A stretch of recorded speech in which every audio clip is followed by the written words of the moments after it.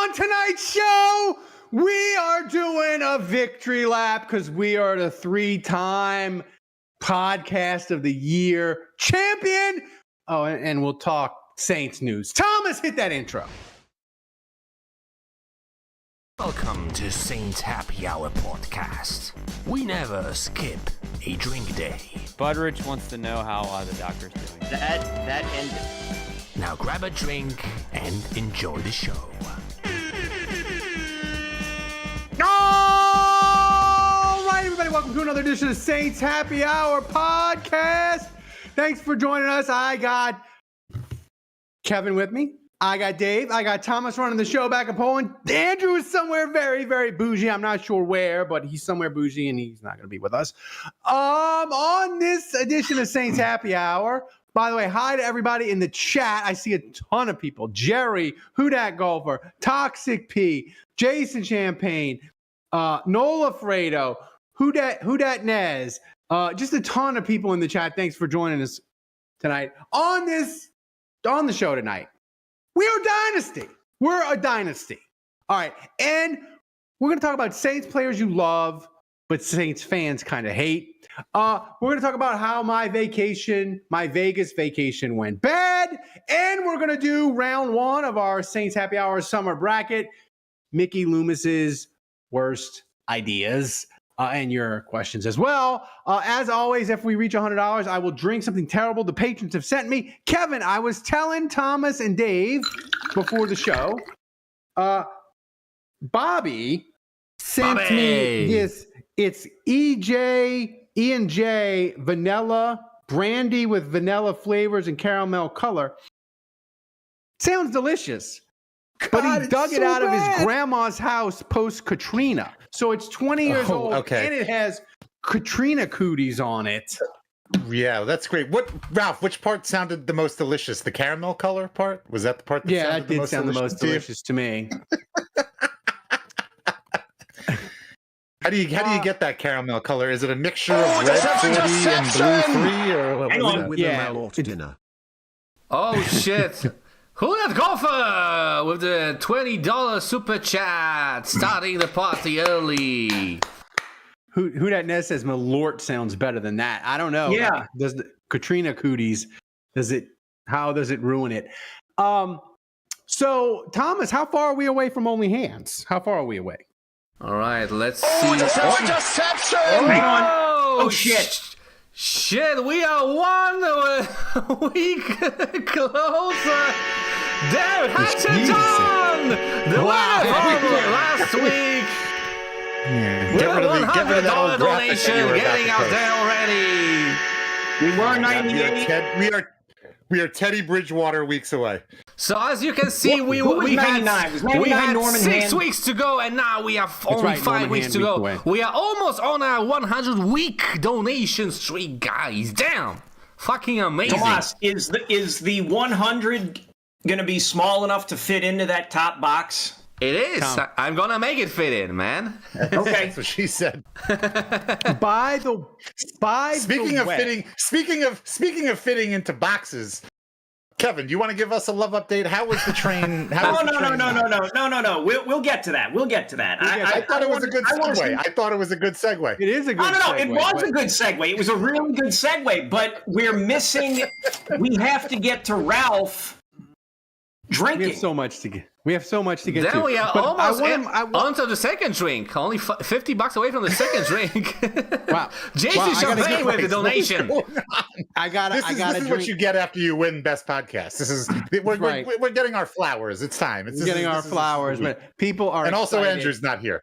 All right, I'm gonna guess Andrew's like the harbinger of the economy. When Andrew's not here, the economy improves.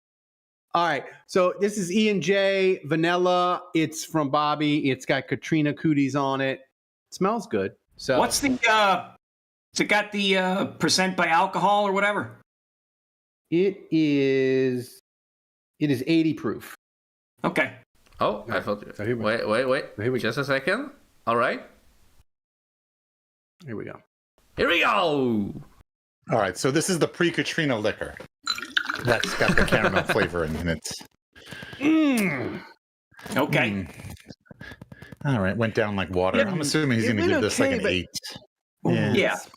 Yeah, I think whatever additives or anything that was in there died years ago and have basically disintegrated. I don't think I don't think additives die. I think additives are what makes it last forever. Yeah, it was deception.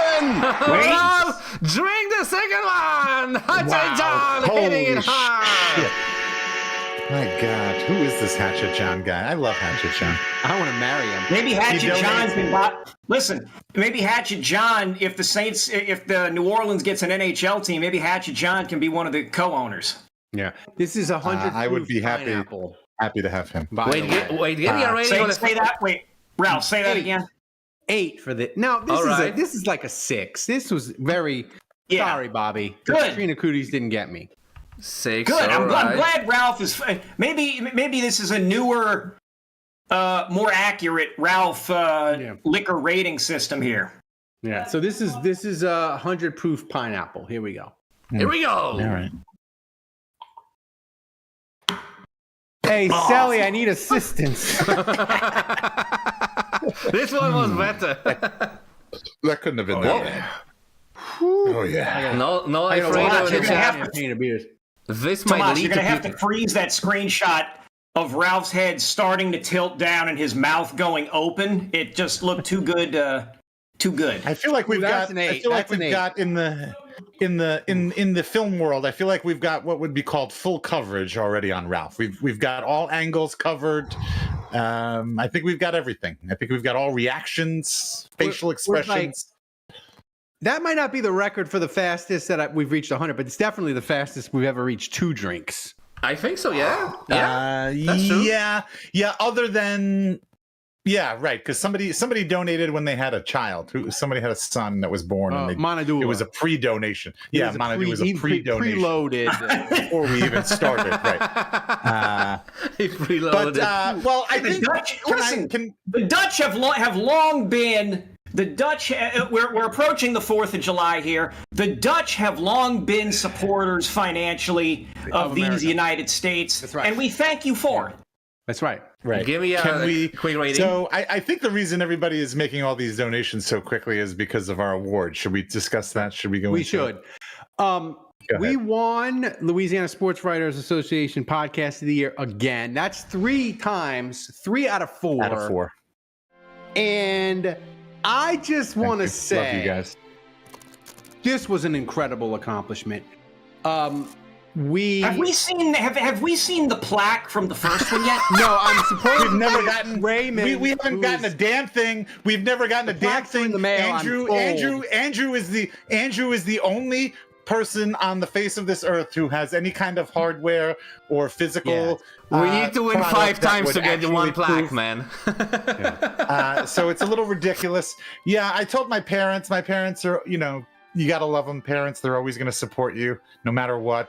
They were really excited. My dad texted me. He was like, have you told your high school about this? Like, I guess like maybe to put in like the next newsletter, like the alumni notes section, like Dave Cariello, class of 99, has won his 3rd out of 4 years, best podcast award in Louisiana. I'm like, no, I haven't told Sean. And it always pains me to give Dave credit, but this entry was a tour de force. If you haven't, it was all me. We posted it. It's a tour de force from Dave and a little bit of me too, but from Tomas. You're welcome. I forgot the deadline, and I said, Thomas, we got to do an entry, and he's like, how much time do I have? I said, I gotta have it by tomorrow morning, and he put this together. And really? It's a tour de force. Okay. Wait, hold on. I didn't know that. Ralph buried the lead on that because he said, yeah, I didn't give Thomas a lot of time on this. At no point did he say, I told him the night before. So no, it wasn't the night before. It was the same day as the deadline, man. Are you shitting me? Yeah. Are you shitting? No. All right. Maybe it was the same day in Poland. Yeah. Okay. Well, yeah, maybe. Either way. Like Ralph woke up in the morning and he realized it was a deadline and he messaged me, man. Okay. Yeah. And it was like 3 p.m. in my country, man. All right, I got a lot of things to say. Please don't interrupt me, gentlemen. I'm just learning some of this right now. I'm not even kidding. So the first thing my first reaction now after learning this off the top of my head is, fuck you, Ralph. You're a fucking idiot. What the fuck is wrong with you? We've been doing this for 12 years. We've been entering this contest for 4 or 5 years. You should know when it's coming up. I cannot believe that you put Thomas in that position. Next, putting that aside, I wanted his greatness to come out. Ralph, shut up. Ralph, shut up. Ralph, you don't get to talk right now. Second of all, Thomas, I knew you put it together quickly. I didn't know that it was that quickly. I'm sorry that Ralph put you in that position. You did a great job. That was excellent, an incredible job, especially considering you had to do it in such a short timeline. I have only one note, and the only note is that I would just like to see some sort of quick sound effect in between the breaks and the edits, so that you know when one clip is ending and one clip is starting. Like it was very hard to tell. It all just kind of flowed together. And I actually have that comment about our podcast in general whenever we move. Yeah, that's fine. Third of all, as Ralph kind of alluded to and mentioned, I listened to the 8-minute post clip that we submitted that Thomas put together. That was brilliant. I listened to it. If you're a patron, you get to hear it. If you're not, start paying up, and then maybe you can hear it. And it's it's almost like a best of for the last year. It's actually I got a good laugh at it. And again, so Ralph alluded to it. Why did you move the camera, for fuck's sake? Because you zoomed in on me, and I didn't want to get this. I didn't want the people to see the curtain behind the screen. So anyway, it was all me. It was me, and then also Aaron. Aaron was heavily. Don't forget Thomas Minxie. Chose the clip. Rip Minxie. This was this. We pulled an old clip from before Minxie passed away, which actually reminded me. I forgot we haven't had Minxie, and we haven't had any cat sounds or anything like that. So I told Aaron that we won the thing. And of course, she could have cared less. But then when I went and mentioned, I said, "But listen, the submission, we chose the best of, and the 3 minutes out of like the 8 minutes is like you talking, is like the submission when you were the guest on the show." And I looked at her face, and for one brief second, she lit up there. I saw it. She would never admit it. If I brought her back in here, she would never fucking admit it. But I saw it. I saw it on her face. Her eyes got bigger. She kind of smiled a little bit. Aaron was a little bit proud of that. And for that, I thank you, Thomas. You know what I will say? We still need to do a Wives podcast. We still need to do a Wives podcast. We do. I think that would do bigly numbers. Anyway, that's the end of my thing. Thank you guys. Thank you for everybody. Thank you for everything. Your wife's voice is very soothing, because I listened to the clip like 2 or 3 times. All right, well, we're done here. We're not talking. Yeah, we're done here. Yeah. Wait, hang on a second. Wait, hang on. I'm getting a phone call. That was Adrian Brody. He wanted me to tell you to wrap that shit up, Dave. No, I'm done. He's still thanking people at the Academy Awards, but he's telling me to tell you to wrap it up. Okay. Yeah, but see, the thing is I'm not really thanking anybody. I'm actually doing the opposite. I'm telling you guys you're welcome. That's right. I'm waiting for you guys. You know what I love about you, Dave? Your humility. Start thanking me. Yeah. No. That's never been one of my strong suits. The only thing I'll say is this one means a lot to me because it's been a rough year for me. So I like this one, and this one means a lot to me because I always catch the bullets for some reason for this podcast. Like Kevin and Dave and Andrew, they don't catch the bullets. I will respectfully disagree with one of those. Man, Andrew catches some bullets. I was going to say, 1, it's your podcast, and 2, you're the guy who's always chirping on Twitter. So what do you expect? That is true. So that's fair. But anyway, I was catching a lot of heat, so I was happy to win this one. I was happy we won this one. So that's all I have to say. Thank you. You guys make it possible, because without Thomas, we ain't winning this award, and without you guys, we don't have Thomas. So there you go. That's all I have. Without Aaron, there's no soundbites. Correct. I still think should I get Erin in here and see if she wants to do a victory lap? I don't know. Am I going to get to go? I'm nervous. Yeah, go. Wait, go ahead, did she listen to the entry or not? Because I'm confused. No, I'll play it for. So normally, like, when the last 4 years when we've won the previous two, my general reaction and attitude has almost been like that gif of the Jaguars fan who can't believe what he's seeing. Like the guy, like Dave, you've seen, he's like got his hands up and he's like, wait, what? Oh, that one. Yeah. Like I kind of have had that attitude because I guess I've always looked at it like this, it was originally Ralph and I just fucking around. Then it was Ralph, myself, and you fucking around. Then it was Ralph. Then it was all four of Juge, the four of us fucking around. And then Tomas comes aboard. And then it was like the four of us with some, professional, know-how bullshitting around. And somehow people thought that was entertaining enough and good enough to like get an award for something. So I've just sort of thrown my hands up and been like, okay. And then the second time we got one, it was sort of the same thing.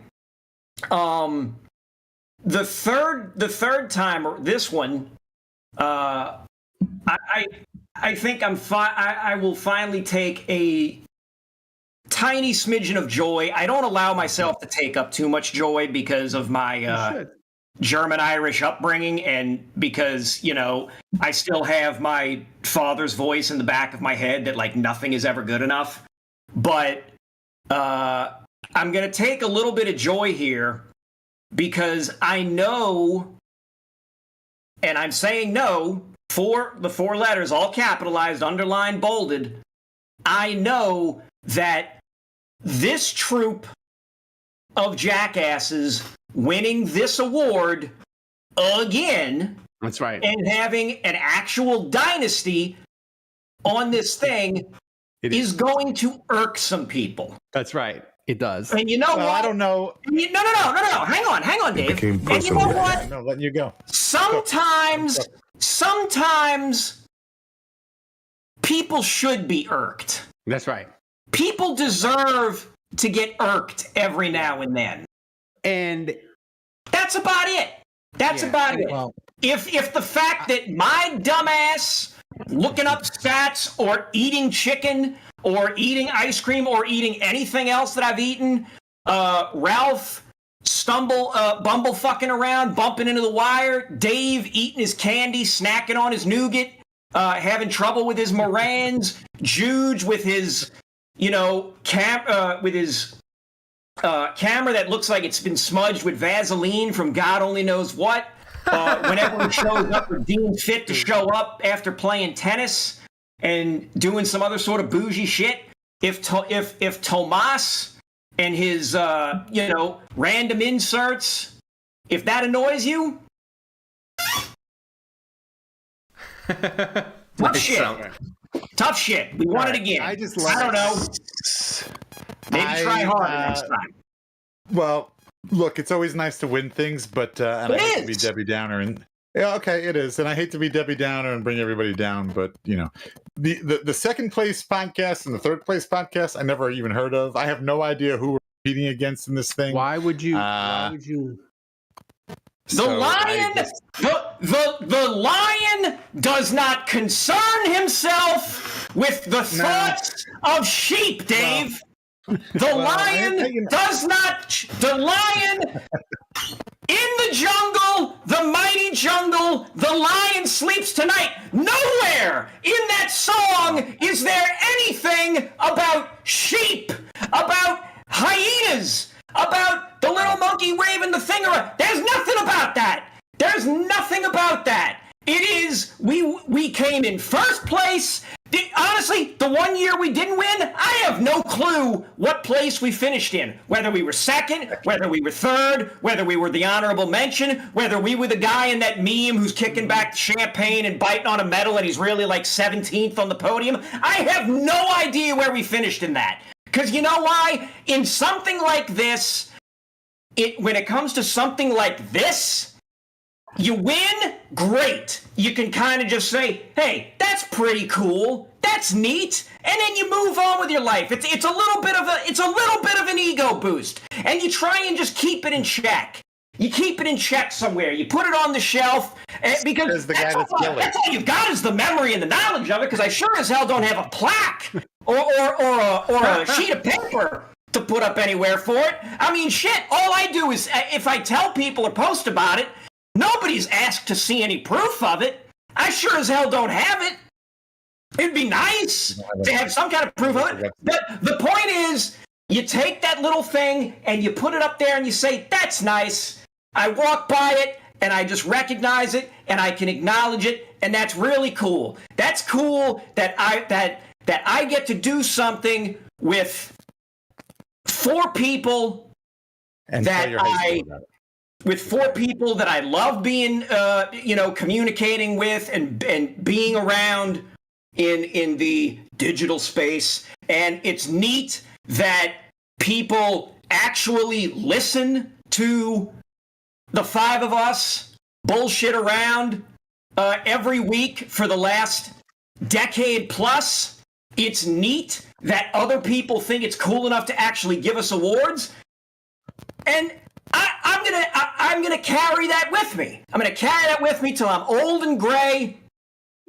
And I think the fact that it's us, that it's us goofballs winning something like this, that just gets told by some group that says, you know what, these clowns, they actually put out we think they put out the best thing 3 times out of 4 years. I know that irks some people.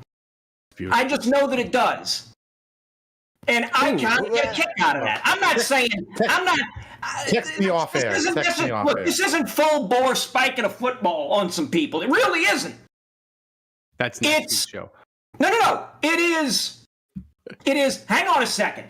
If you are irked by us, our existence, our whatever the hell we do here,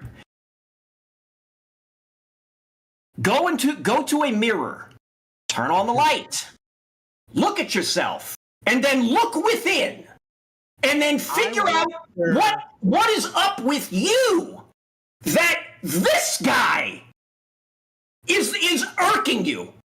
This guy, why? Why am I irking you? Why is Ralph irking you? Why is Dave irking you? Why is Juge irking you? Why is Tomas irking you of all people? The answer is, I don't know.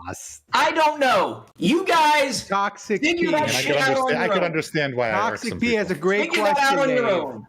Toxic P has a great question. We got to move on. What's higher, Saints win this year or Saints Happy Hour Podcast Awards? So the Saints going to win more than 3? Push. Yes. Yes, there will be no push. Good question. So listen, it's great that we won the award because it gave us something to talk about, because it's July and the Saints, the only news they had in the last week is they announced training camp. They announced they're going to have 9 practices open to the public. They're going to go to California. If you're in California, you're SOL. You're not going to be able to see the Saints. Sorry about that. So there's no Saints news. But we don't want Saints news because Saints news in July is bad. But I thought of this question that I wanted to talk about because I think it's a good segue from winning an award. And Kevin was mentioning that our award irks some people. So I got to thinking, what is a Saints player that you loved, but most Saints fans kind of hate or hated? And I'll start, Kevin. The player that I still love and I still have affection for, and I will die on the hill that he was a good player, is Fred Thomas. And I know everybody listening to this podcast, everybody watching, 2006 NFC Championship game. they're thinking of the NFC Championship. But you know what, Dave? In the NFC Championship, what happened? The Saints corners Got lit up. stunk, and Fred Thomas played with a broken arm and got cooked. It happens. But he was a really good player for the Saints. He had a year with 5 interceptions. He was fun. He was good. And he tried to play in the NFC Championship, and maybe he shouldn't have. But I love him, and I don't care that Saints fans have a bad memory of him. He was my Saints player that I love that fans kind of mostly hate. Kevin, do you have a Saints player? No, I really don't. I've tended to. What? We gave you the rundown, Kevin. This one's on you, bud. This one's on you. No. I'm aware that a rundown was sent, but I literally thought, excuse me, it's way too dry. You I literally said that's why my air passages are closing on me. Yeah, I know. I would love to blame Ralph on, but I can't. So this one's on you, bud. Yeah, no. I honestly thought that the rundown was just going to say. You were thinking too much about what you were going to say about your win. You was just going to say we take victory laps. I literally thought it was going to be an hour of that. So yeah, it might still be. You don't know. All right. Well, I'll go. I'm projecting a little bit here because Ralph did send the rundown, and then I totally forgot to actually think about a quality answer that I want to have for this. But I'm thinking now quickly and in the moment, and I actually have one, and it's Fred Thomas-esque, actually, I would say. I wouldn't say that I loved this guy, but what I would say is that he was absolutely hated by all Saints fans, but I still respected him. And I think we would all feel the same way as I do when I tell you who this is. And I'm going with Jason David. Wow. And I know Jason, I know. But we've said this before. I know we all hated Jason David on the field. However, he actually did create a few turnovers. He was the only one. When he had a chance to intercept the ball, he did it. Correct. When he was actually within 10 yards of the play, he would have a chance to actually intercept the ball. But where I'm going with this is, and we've said this before, we said this back then, because that's how long we've been doing this fucking podcast. We've been doing this podcast since Jason David times, okay? Jason would always talk to the media. He never ducked. Never ducked. Like, he would have the worst games. He would be the lightning rod of the ire of all Saints fans for many games. Chicken after games, and he would. Oh my God! Take it. Oh, like he was persona non grata. He was public enemy number one for the what was that? 07, 08? Yeah. That's when he was here. Pre-Super Bowl era Saints. One because he was like the big signing. Like, when we brought him in, he was like, "Oh, this is partially." Actually, this kind of goes back to Fred Thomas, because like we signed him the year after the 2006 season, the year after we go to the NFC Championship, the year after everybody's like, "Oh my God, we've got to fix the secondary." He was the guy that was supposed to fix the secondary. Gave up a draft for him. Right. And week 1, Colts, guy gets lit up for like 3 touchdowns, whatever it was. Peyton Manning carved us the F up. And Jason David was the one who was in coverage on all of those. And I remember thinking, oh shit, what the hell did we just get ourselves into? We are 41-10. Yeah. Oh, I remember that. By the way, anyway, the only touchdown was scored by Jason David. Correct. Because he had the pick 6. He had an interception and he ran it back for a touchdown right there on the sidelines. I remember that very well. So anyway, but he always got up there. He always talked to the media. Mm-hmm. He always accepted responsibility. He never complained. He never blamed anybody else. And so you know what? Thinking about it now, I don't hate Jason David. I really don't. In fact, I kind of love him. I kind of love him for everything that he gave us. You know, the whole pro football ref focus. He's worse than a hole in the zone. Like, you'd rather have no coverage than having Jason David in coverage. I know. This surprised me, Dave, because no one has made the joke more than you of. You would have been better off just putting a chair. That's why I love him. He's given me 12 years of content. He's given me all this content. How can I not love him? How can I not pay my respects? I'm paying my respects. Jason Davis. Suck on this. There you go. Kevin, did you think of someone that everyone hated that you kind of? No. What I'm actually doing is I'm looking up some of his numbers. There was a game I remember. Listen, Pete's got to play better. There was Pete sucks. Nobody likes Pete. The game was it was against Green Bay in the 2008 season. The Saints were hosting, and it was a primetime game. That's what I remembered. It was a primetime game at home, and the Saints rolled the Packers 51-29. And Jason David got 2 interceptions, and I just remember the crowd going nuts. Like every time, like when he would get an interception, the crowd would always roar because it was like, "Hey, what's going on? What's happening?" Did what he did what. Excuse me. He did what we thought he was going to do, and this is great. And it just made, I think it was more special with that ass kicking because it was like, hey man, not only is Green Bay getting torched, not only are you guys going to lose badly on national television, you got Jason David picking you off now, and we are just loving life right now because like it felt good. It just felt good. It felt amazing. Yeah, I don't have anything to add. So I guess we'll transition from that to we'll give honorable mentions. People are talking in the chat. Marcus Williams, I think you could make a case for that. A lot of people hate Marcus for the one play in the NFC or the divisional game against the Vikings.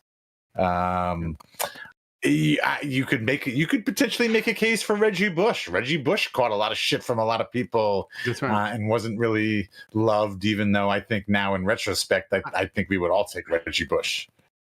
Well, I mean, that's a different discussion, but there's also a discussion of players that like started out hated and ended loved. And I think like Jeffrey Henderson, Mark Ingram, that's a whole different discussion. Yeah. But we're going to reverse. What about Devin, bro? Oh God! I think people liked him at the beginning. Yeah, I do. He was good. I mean, he was a local guy. His name ended in EAUX for crying out loud. The thought of the Saints having an average corner was very exciting at those times. It was just, it's like now with like the offensive line where like Trevor Penning's not terrible. Yay, Trevor. Which just the thought of him not being terrible is exciting. But speaking of terrible, people have asked questions. My Vegas vacation, it went sideways. Did it? Yes, I have so many questions. Shocker. All right, so we went to. Did you see Mintz? Did you see Mintz? I didn't connect with Ben Mintz. Me and him texted. We tried. We couldn't make it did work. You really? He got in late Thursday. We couldn't get connected. But congratulations to Mintz. He placed in the money on a World Series of Poker event. Congratulations to him. But you guys are old Miss brothers. And he graduated. I didn't. So here's the thing. It went sideways. I went to Circus. And if you've been to Vegas, Circus is at the far end of the strip. It's like a 1960s casino, circus themed. They have a big tent. Probably cheaper. They have a midway, but their steakhouse is like 4 stars. So really?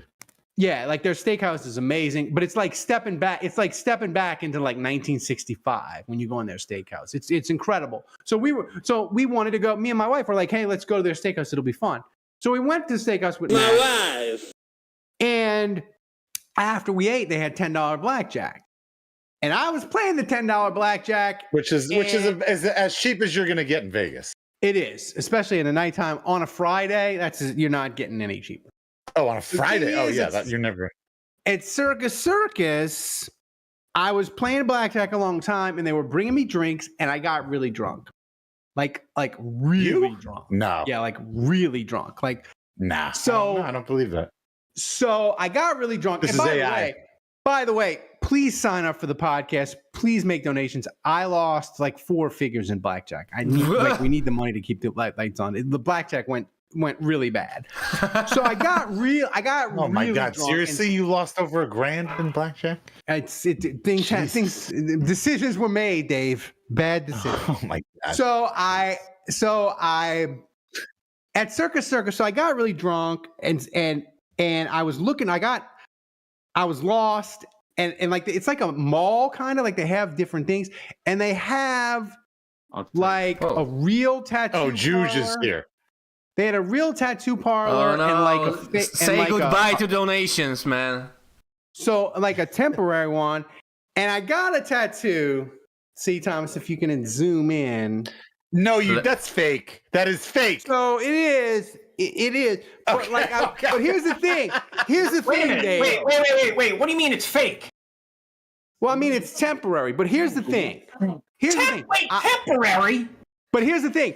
At the time, I was so drunk, I didn't know what it was. And Sally was really upset about it. She was like, "I can't believe you did this." Wait, Sally thought it was real? Well, because I was like, I didn't know. I was 3 sheets to the wind.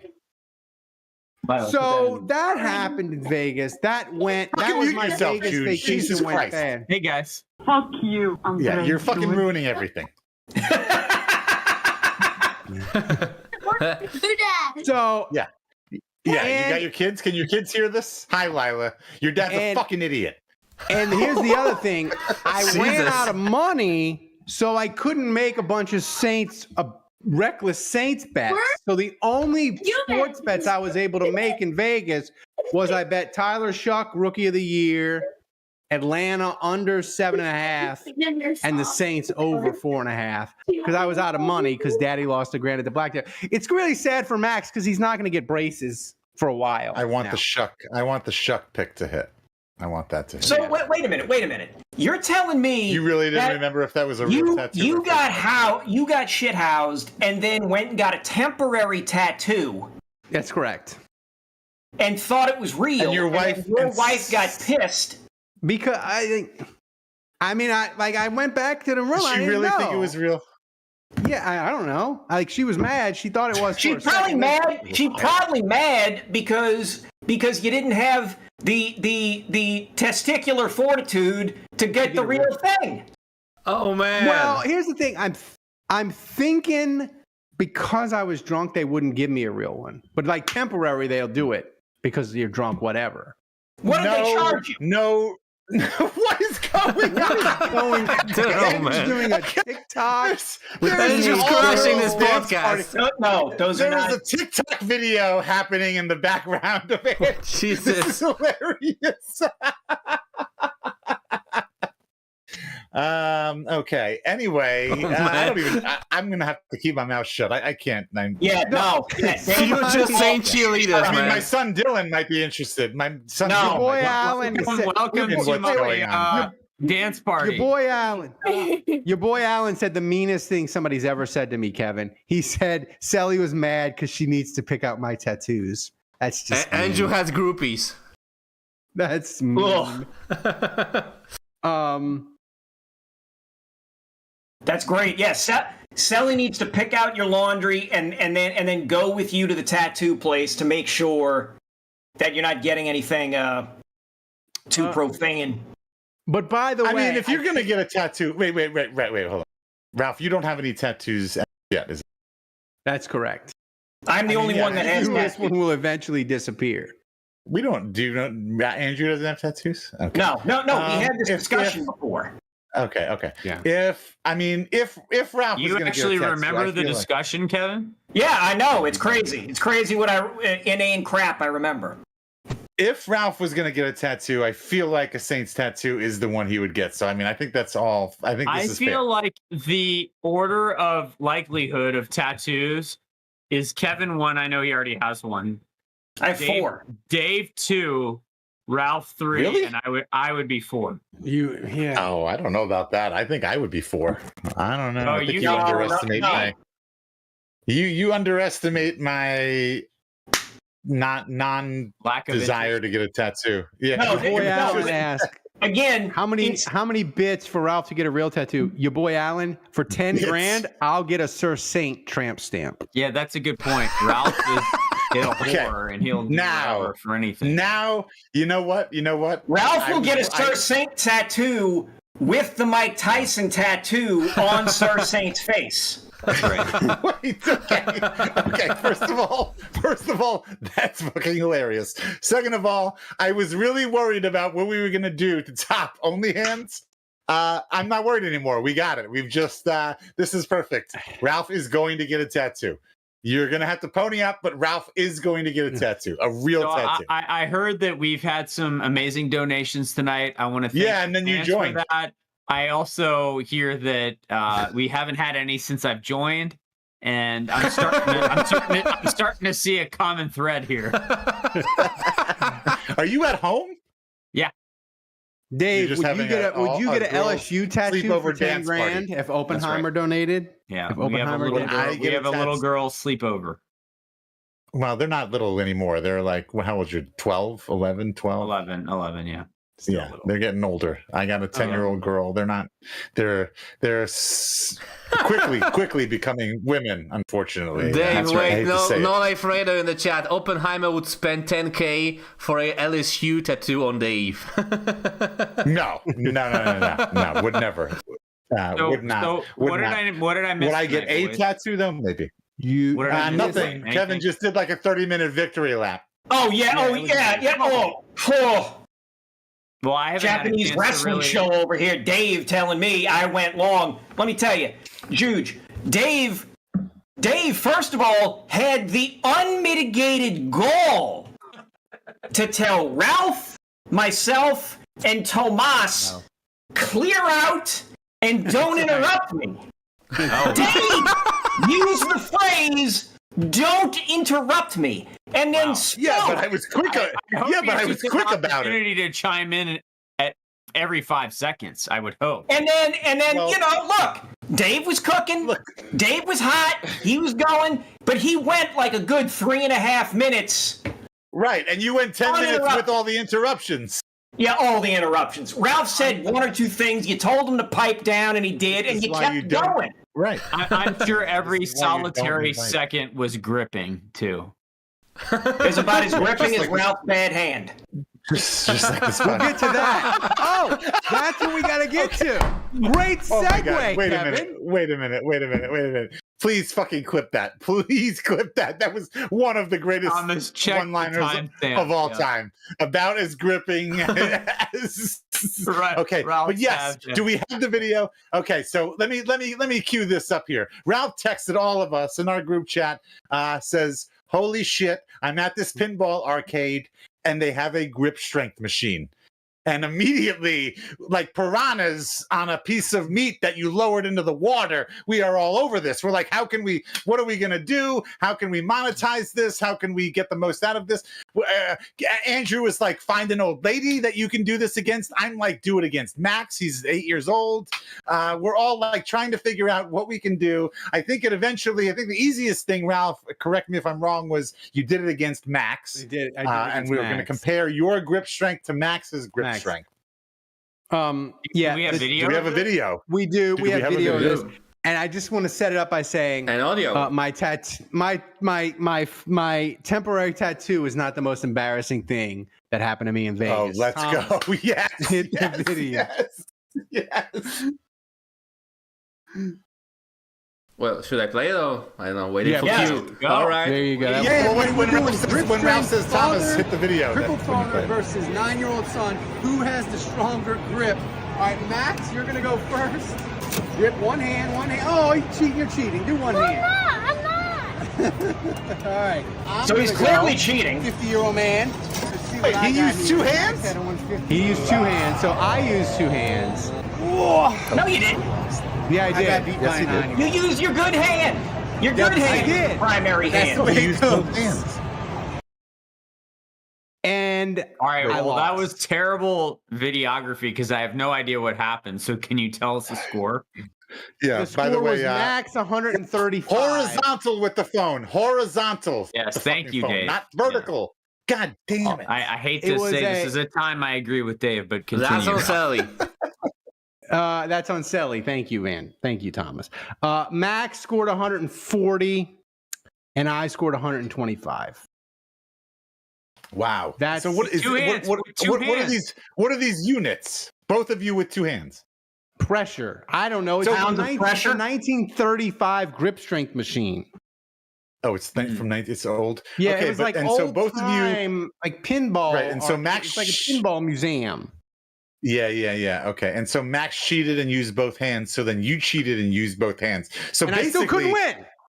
Yeah. So wait, no. But what that means is, so you guys both used your strongest hands, and Max is strong. Basically, that means Max is just literally stronger than you. That's right. That's right. That's right. Max used both of his hands, and you used both of your hands, and Max beat you. So Max is just straight up stronger than you. You know, I gotta say, And he's Ralph, how old? 8. this is the most egregious video. I feel like we dropped a nugget of an idea to you via text that was like, failed. You should do this. If I were there, I would have made this the content of the century. I would have gone to the oldest lady I could find, and I would have been like, here's $20. I just need you to press this thing with your hand against this guy. Like, I'm going to give you $20. Like, it's yours. It's in your pocket. Like $20. You just got to pull this thing and let me video you while you do it. She'd be like, oh, Sonny, you're so sweet. Of course I'll do it. And then we would have had content that would have lasted for a decade of you with your bad hand and some 95-year-old decrepit old lady owning you. I would have highlighted the score. Instead, we've got like a horizontal video of you and your son cheating. Thank you, vertical. And we don't even see the score here. Like the execution just sucks, man. Yeah, Toxic P said it did in fact look that bad on Ralph's phone. That's right. This is why we didn't start winning awards until we took the duties out of Ralph's hands and hired Thomas and outsourced it. And by the way, I'm now realizing, I know I asked my aunt and uncle for suggestions for Ralph while he was in Vegas, but I really should have hooked you all up. They probably would have bought you dinner, and they probably would have really enjoyed having Andrew, a conversation with you about the Saints and me. And what I'm about to tell you, you're probably even gonna get even angrier, and it was totally egregious. As we were leaving the Pinball Hall of Fame, 2 vans from the assisted living down the street pulled up, and they were helping the old people off the bus to go into the Pinball Hall of Fame. This is not true. You are lying. It is true. You are fucking absolutely lying. God's honest truth. You are correct. Oh my God. I am more angry. Yeah, I can't. Are you serious? Are you fucking serious? I'm dead serious. It took a long time to get the old people off the tram or whatever, the little van. You should have walked right back into that pinball. It was bingo night at the Arm Strength arcade. Right. Yeah. Right. Yeah. Holy Jesus, my God! You can't do anything right. I can't do anything right. Yet we win awards. It's incredible. So that was my. The only thing you've done right is hire a producer. That's from Poland. You couldn't even dropped a needle in Poland and found the guy, but you can't find a fucking quarter out of your own. You can't even wallet. be sure I'm from Poland. Come on, man. That's right. It was bad. Well, I'm just glad that it wasn't me videoing. It was I blame Selly. Well, the good news is we got tons of great sound bites too for the next award ceremony. That's right. So it's the summertime, and if we hadn't won an award, this show would have been hard to fill for an hour and a half. But now we don't have that problem. But in the summer, we do the Saints Happy Hour Summer Bracket. This year, the bracket is Mickey Loomis Terrible Ideas. Before Thomas shows the bracket, I'm going to give everybody the ground rules. A terrible Mickey Loomis idea doesn't have to come to fruition. He just has to want to do it. and it can be classified as a terrible idea. So now we created a bracket. We have 16 teams. We had a couple play-ins. Me and Dave did the play-ins on the preview. Right. It's not. Listen to the it's not an preview podcast. idea. It's I mean, it's not an execution or a factuality or an actual idea. Yeah, that's right. Well, some of them happened, some of them didn't. It's an idea. Right, that's what I'm Sometimes saying. ideas Correct. happen, sometimes they don't. So, Thomas, roll out the bracket. Welcome to the prestigious museum of Mickey Loomis's worst decisions, where good decisions rarely make sense. What the fuck is that? Is that AI? Did you have AI do that Mickey video? Loomis. Wow. Did you have AI do that Mickey Loomis thing? Maybe I did. Wow! Wow! Oh, whoa! That looks terrifying. Oh, whoa! We've torched a forest just Don't to make worry, this you'll see terrifying Wow. soon, man. You'll see terrifying soon. Don't worry, man. I Whoa! feel like if you're not on the YouTube, Thomas- you got to see this. We did a Mickey Loomis. Whoa. terrible ideas, Whoa. terrible That's yours. decisions. Dude, Andrew, that felt like Disney's Haunted Mansion, but Saints themed. It really did. Yeah, that's what this is. That's exactly. He's what moving it now. is. Look at him. This is crazy. That is wild. Wow. The only thing that's missing is he's not chewing gum. I fucked up, yeah. That's all You right, did Tomas. fuck up. Yeah. Yeah. So, Thomas, Wow. Well, he's definitely going to listen to this now.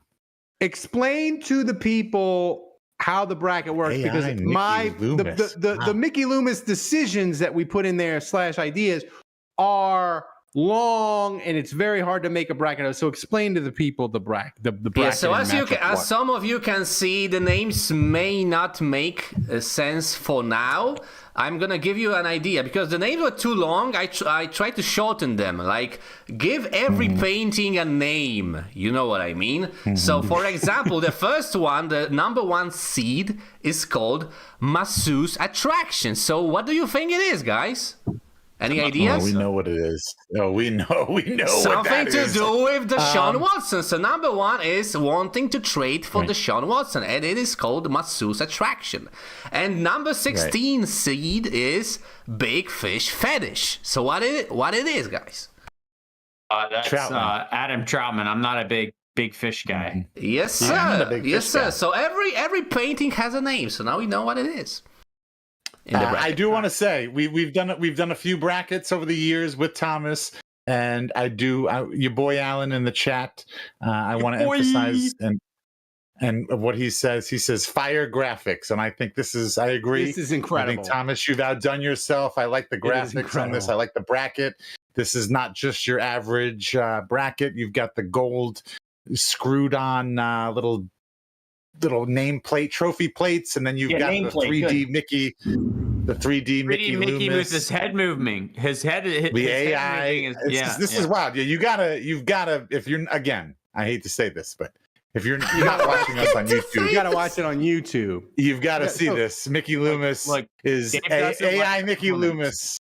Dave Yeah, does not like it is. compliments. I don't. It's creepy and erotic, strangely enough. And it's not erotic in whatsoever. I'm not sure why Ralph just said that. It's not erotic in any shape, fashion, or form. Not to you. Not sure why he said that. All right, Thomas. So give us the first matchup. All right, let's see the first matchup.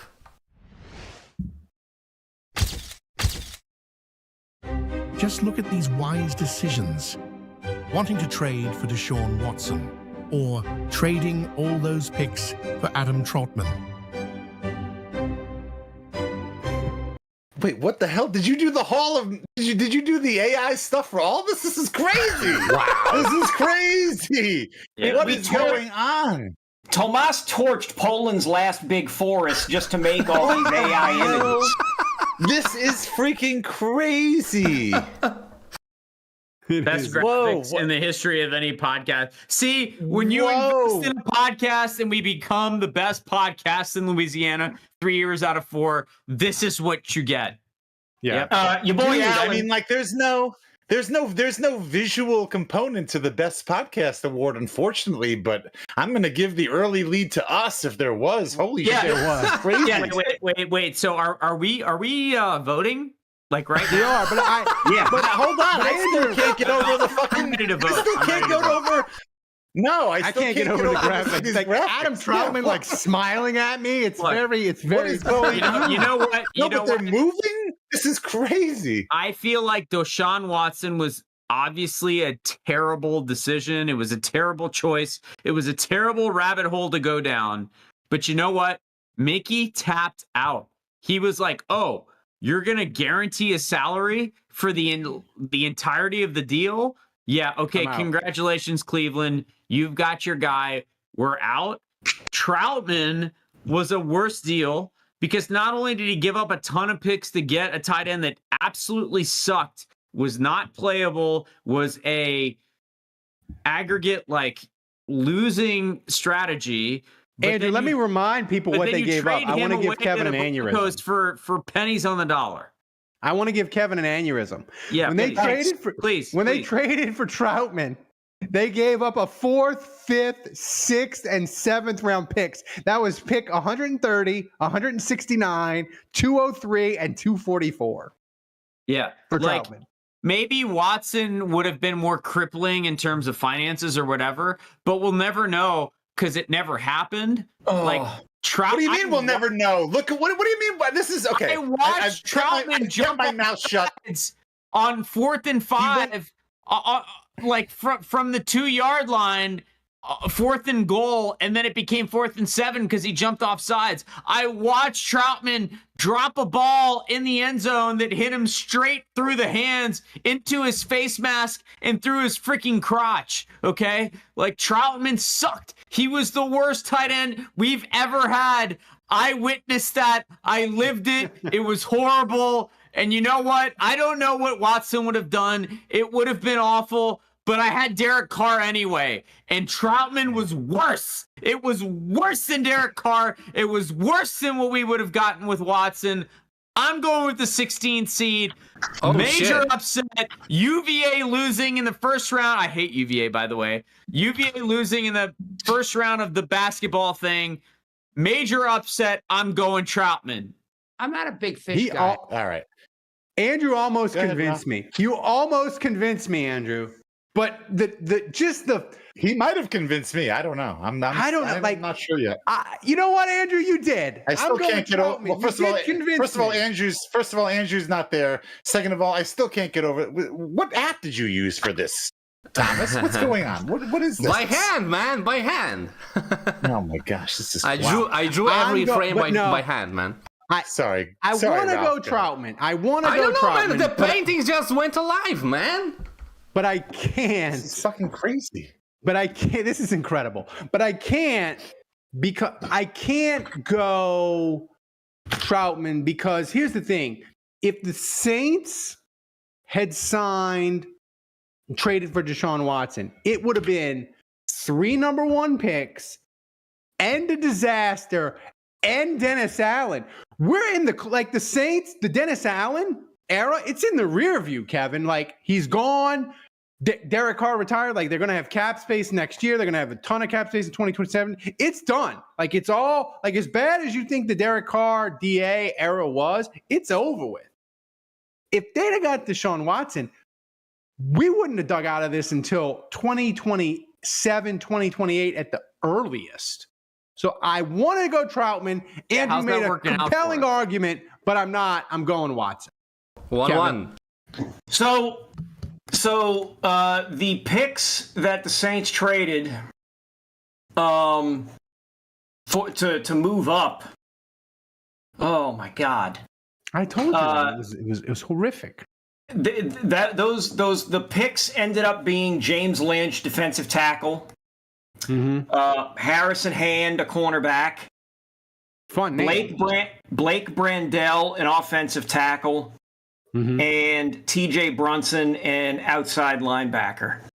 They probably all amounted to nothing. Just like Trout. I will say this. Blake Brandell is still playing is still on the Minnesota Vikings team, despite being drafted in 2020. I mean, the average career, is only 3 years. He's entering year 5 with the same team, so he must be doing something right. I tell you what, Juge,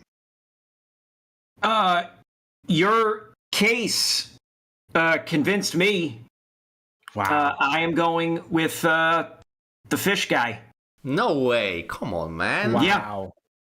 Wow. Well, I guess it doesn't even really matter. Imagine the picks we would have had to give for Watson. Come on, man. Right. Well, right. No. I totally get that. Listen.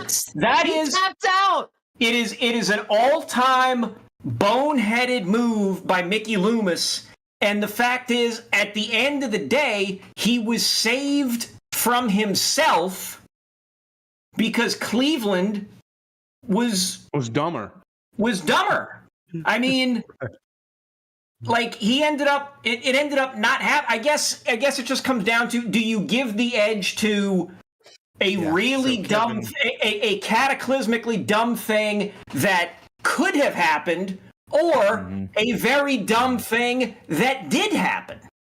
Guess what? No one jumped in front of line of Mickey to make the trade for Troutman and said, "Oh, let's give away a 2nd-round pick and a 3rd-round pick to make sure we get ahead of Mickey to go get this shithead tight end that played for Central whatever because he's going to be a difference maker for our team." No one said, no one ever. Dayton. All right. Thank you. So you're welcome. Obviously, look, it doesn't matter what I say now because it's already 3 to whatever I decide. It could be 4. No, I voted Watson. It could be a clean sweep. Oh, you voted Watson. Okay. Look, but piggybacking off of what Kevin said, I think he segues nicely into what I was going to say, and that is, this is kind of a flawed tournament, and maybe I should have mentioned this before we did it, but because you've got something that did happen going against something that didn't happen.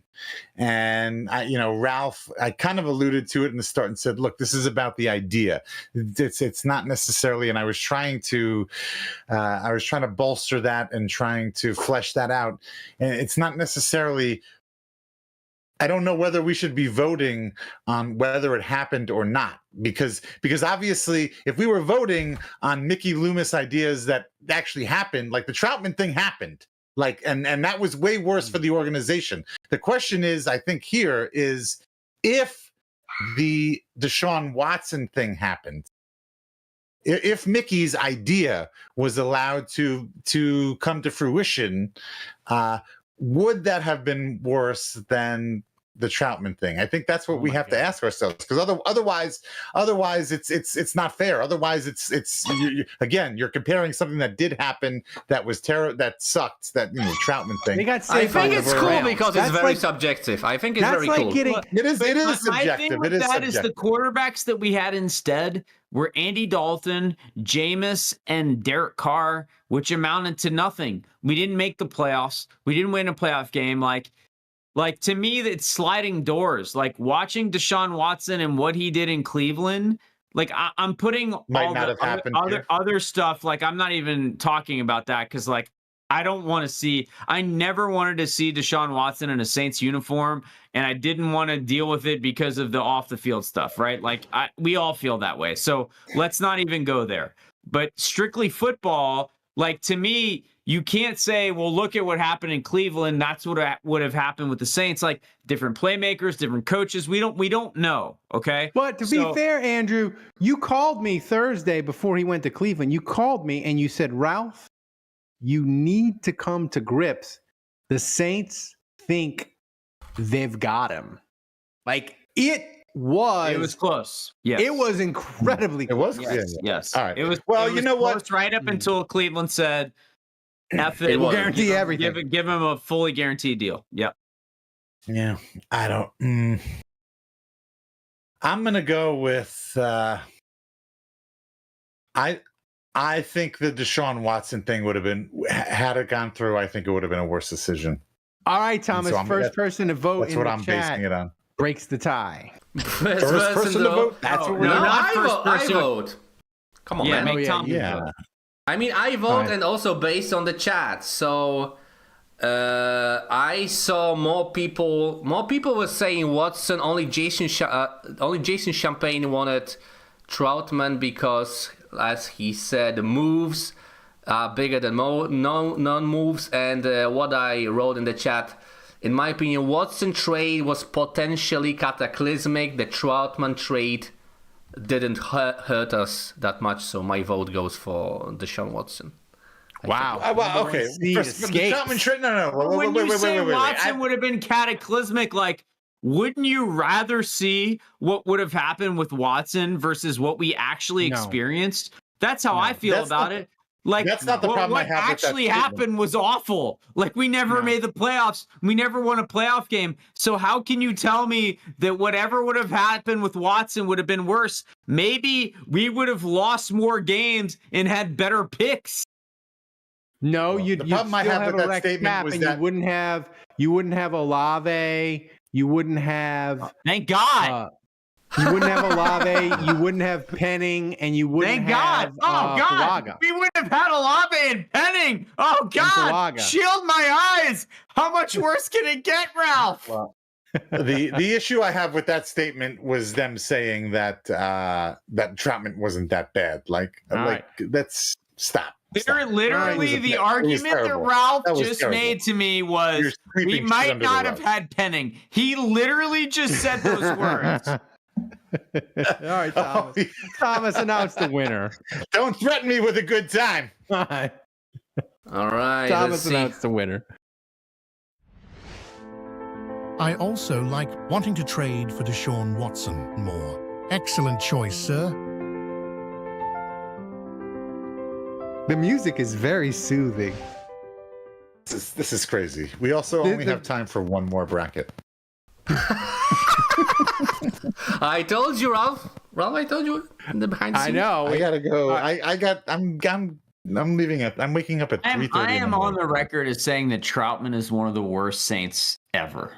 Yeah. All right. What's the next matchup, Thomas? I'm not gonna argue with you. All right. So the next matchup is the number 8 seed Bama Attraction versus number 9 Saved by the Phone. Let's see who it is. Okay, so this is trading for and these Mac two Jones. are my favorites. Wanting to trade up for Mac Jones or wanting to draft Reuben Foster.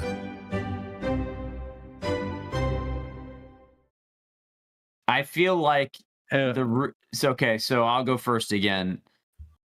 You know, Mac Jones, his first year with the Patriots was actually pretty good. And again, like, I kind of would say the same thing that I said with Deshaun Watson, which is sliding doors. Like, we don't really know. Like, Sean Payton was really into him. That's right. And we don't really know what he would have looked like with Sean Payton. And we don't really know if Sean Payton would have maybe been encouraged to stay if he had gotten That's what I was going to guy. say. So to me, Reuben Foster is way worse. Way worse. Because not only was he absolutely awful as an NFL player, but he would have represented not getting Ryan Ramczyk. Ryan Ramczyk was the consolation prize for not getting Reuben Foster. Can you imagine that Ryan Ramczyk, who was literally like a 4-time All-Pro, an incredible right tackle for the Saints, maybe one of the best right tackles we've ever had, that somehow we basically got him as a consolation prize. He landed into our lap because we failed to get a linebacker that was an absolute abomination and didn't last 3 years in the league. This is an easy choice. By the way, Mac Jones is still in the NFL. Reuben Foster's my pick. Yeah, I agree with you. Reuben Foster's the pick. And by the way, I want to give Andrew credit. I still can't get over the AI shit. This is crazy. Dave. Andrew. I feel like fucking Walt Disney did our podcast. Dave won't be able to sleep before next week. Reuben Foster was one of those things that he kind of leaked out that the Saints really liked him. And I remember at the Combine, he was the first ever player. Kicked out. He was kicked out of the combine, and Andrew called me and was irate and was like, Ralph, if the Saints pick this knucklehead, I will die. He got kicked out. It's like going to a job interview and not wearing pants, and they ask you to leave. And I got to go Reuben Foster. You had one chance to make a positive impression, and you got kicked out. That's right. So I actually have that pulled up. Foster was one of 19 collegiate linebackers to attend the scouting combine in Indianapolis, but was sent home after getting into a heated argument with a student hospital worker while receiving his medical exam at the combine. During the combine, it was announced that Foster had failed a drug test. So there you go. We really messed out. And well, and I mean, like, you know, I feel bad because shame on him. He didn't. He wasn't in the league long enough to drug test.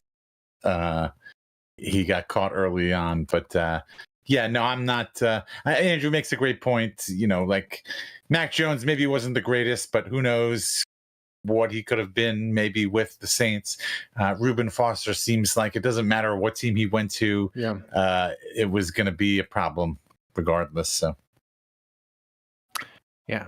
So is it a clean sweep? Clean sweep. Clean right, sweep. Thomas. Clean Give sweep. us the winner, I'll go Reuben Thomas. Foster. All right, that was fast. Yes, wanting to draft Reuben Foster is clearly the better one. Wait, shouldn't Reuben Foster have fallen off there?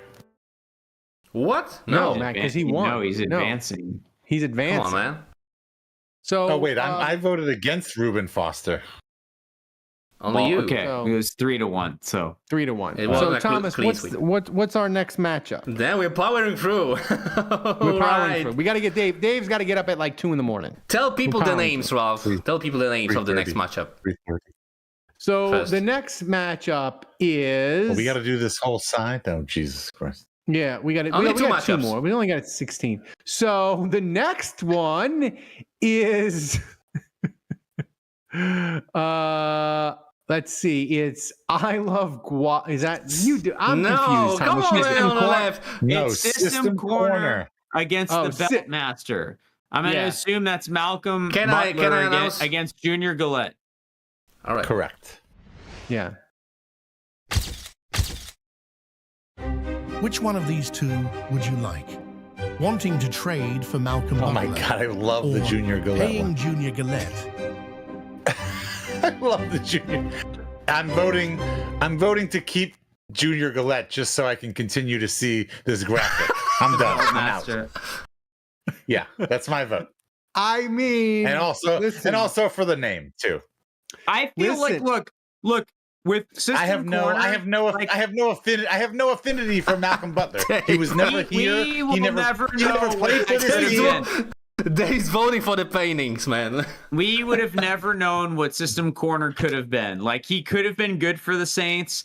We tried to get him a second time around. I don't know if you guys remember that. Like, later, a few years later, we were poking around, maybe signing him right. again.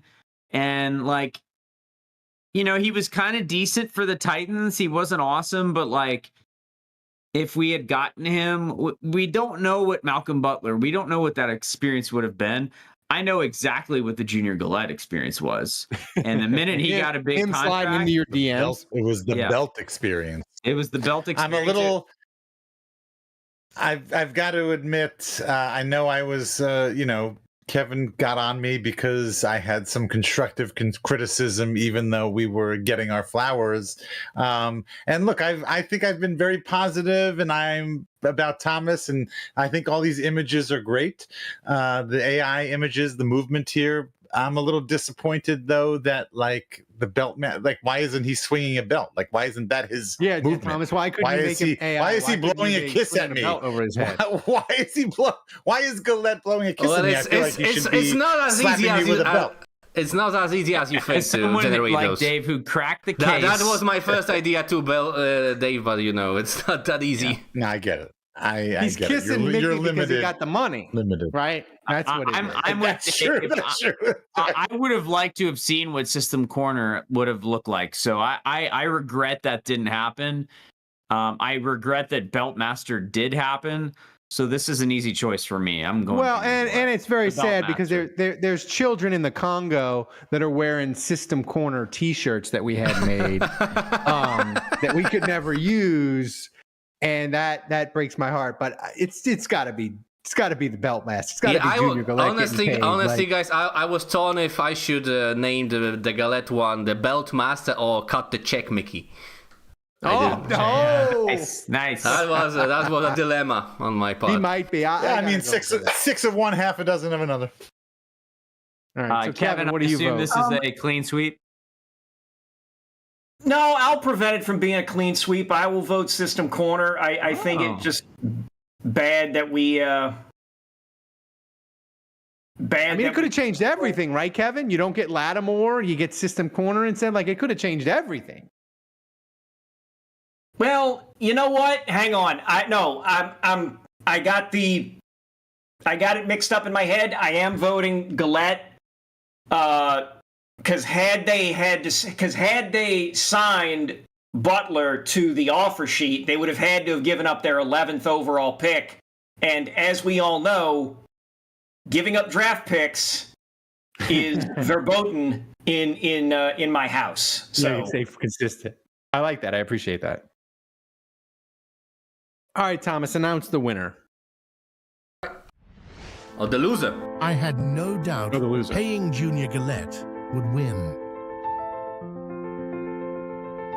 Junior Galette blowing us a kiss will be fun. I have a question real quick here. I feel like we're getting confused about what to vote for. You're supposed to vote for the worst thing, right? Yes, right. Yeah. Yeah. That's right. So, like, Kevin, I feel like there you were kind of talking about System Corner like it could have been worse. And I feel like the one before, I don't know, I forget who said what, but it sounded like you were justifying the other one being the better of the two and picking that. The one that advances, the one that we vote for, are we all clear on this? Right. The one that we vote for would be the worst of the two. Well, right. So I guess at first I was thinking, was it worse that the Saints didn't get Malcolm Butler? And I initially was going to say, yeah, but then I just thought, no. Signing Galette was worse. No, I think this is the worst Mickey Loomis idea. So I think you have to assume that we would have gotten Malcolm Butler in this hypothetical. Okay. You understand what I'm saying? Like, not getting him isn't part of the hypothetical. The hypothetical is that Mickey Loomis wanted him. Ergo, you've got to decide if wanting him but not getting him is worse than wanting to resign Galette. And whether it happens or not is almost irrelevant. Well, it's what Mickey Loomis wants either way. Yeah, but that's a complete 180 from how you were with the first matchup with Watson and Fish Guy. Okay, well, you know what? Ralph sucks at framing this. Then what do you want from him? There we go. It took three matchups before they piled on the cripple and said the bracket was a terrible idea. Mark that down, Thomas. It took Jesus. Again, the seating committee screwed this up.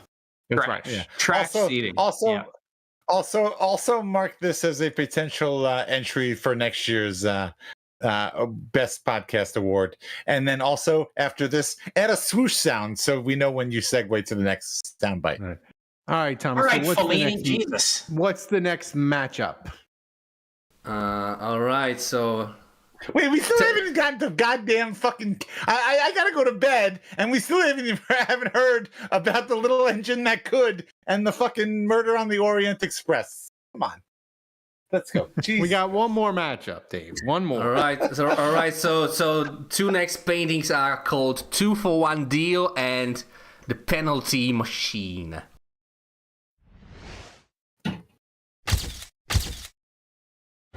Just look at these wise decisions. Trading for Marcus Davenport or signing Brandon Browner. Ooh. Wow. Okay. This is a good matchup. This is tough. This is a fair thing to ask. I'm still enamored by these paintings. This is just amazing. I feel like Brandon Browner looking angry is a strong one. I feel like this is a juggernaut matchup. I feel like this is when you look at the Wimbledon draw, which Wimbledon is going on right now, by the way. I'm recusing myself. Wimbledon draw, you're like, who is the floater? Who's the guy that is unseeded, that no one wants to play, and he's drawn against this guy? This is for you tennis nerds out there. This is Taylor Fritz against Giovanni and Pesci Pericard. This is the huge server that no one wants to face, that's unseeded. This is a clash of titans right here, okay? But here's my thing about Davenport. Yes, we gave up 2 picks for him. Yes, he was a disappointment. I would label him as a bust. But at times, he was awesome. At times, Davenport was the best player on the Saints defense. There was no question that where he was picked was justified based on how he played when he was healthy. The dude was an absolute beast and an animal when he was healthy. Brandon Browner, when he came to the Saints, was the most pathetic, abysmal, awful thing I have ever seen in my life. I have never witnessed a corner be more unplayable than him. He was so bad that he tackled, hit, and punched every receiver that he could just to slow them down so they wouldn't catch a 50-yard touchdown pass against them. Instead, they would catch a 25-yard pass where they were interfered with, but they would catch it anyway, and then they would fall down, but like at least they wouldn't score a touchdown, but sometimes they did anyway. So my point here is Brandon Browner is the worst thing I've ever seen in a Saints uniform. There is not a single player that you can name that has ever been worse than Brandon Browner. He is the worst thing I've ever seen. There is nothing in this tournament that compares. Brandon Browner is my answer. All right. Well, and all of that, I have to say against everything Andrew said. I agree with everything, absolutely everything that Andrew said. I have no notes. That was absolutely perfect. However, the Marcus Davenport draft pick had Brandon Browner was gone. He was here for a year and he was gone. That was it. He fucked us for that. What was it? 2012, and that was it. He was here and he was gone.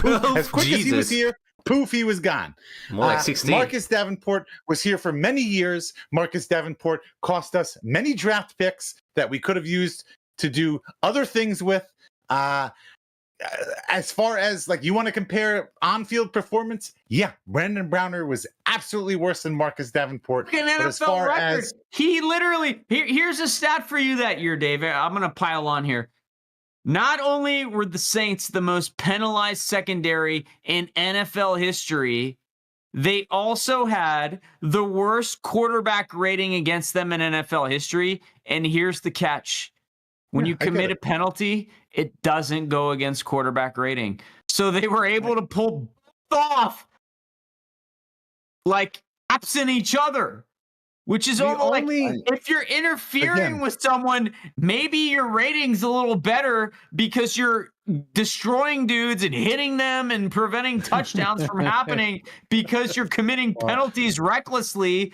But somehow they were also getting burned to shreds and yielding the highest rating in NFL history, despite the fact that they were breaking penalty records.